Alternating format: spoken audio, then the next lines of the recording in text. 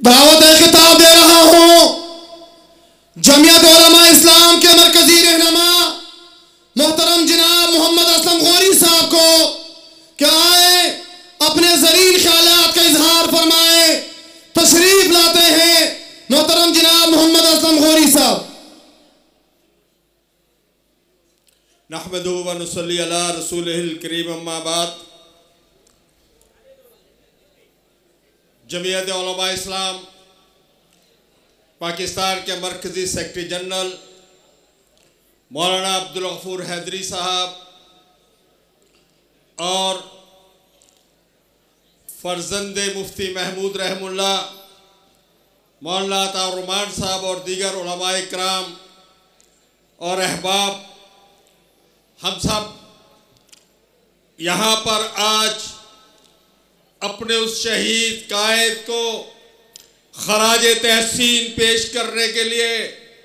इकट्ठे हुए हैं, जिसने सिंध धरती से वफा और मोहब्बत की एक मिसाल कायम की। पाकिस्तान के सेनेट के रिकॉर्ड में अगर आज भी उठाएंगे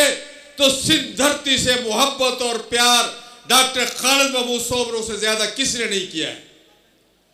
आज यह मजमा बता रहा है, पिछली दफा 1 साल पहले जब उनकी याद में हम यहां इकट्ठे हुए थे, आज का मजमा उससे डबल हो रहा है। मोहतरम साथियों, आज इस लाड़काना की जमीन से हम उन लोगों को भी कहना चाहते हैं जिन्होंने हमारे शहीद कायद की शहादत के लिए, उनको इस दुनिया से रुखसत करने के लिए मनसूबाबंदियां की, साजिशें की, लेकिन आज उनको मैं बताना चाहता हूं वो तो इस दुनिया से सुरखरू होकर चले गए, लेकिन जमीयत उलमा इस्लाम को जिस खून से उन्होंने आबयारी की, आज सिंध में उसका हर गली कूचा गांव छोटी छोटी जगहों पे उसकी आबयारी से की हुई कौपड़ें आज पूरे का पूरे दरख्त बन चुकी है। आज इस कॉन्फ्रेंस से हमें एक सबक लेके यहां से जाना है कि हम शहीद के मिशन को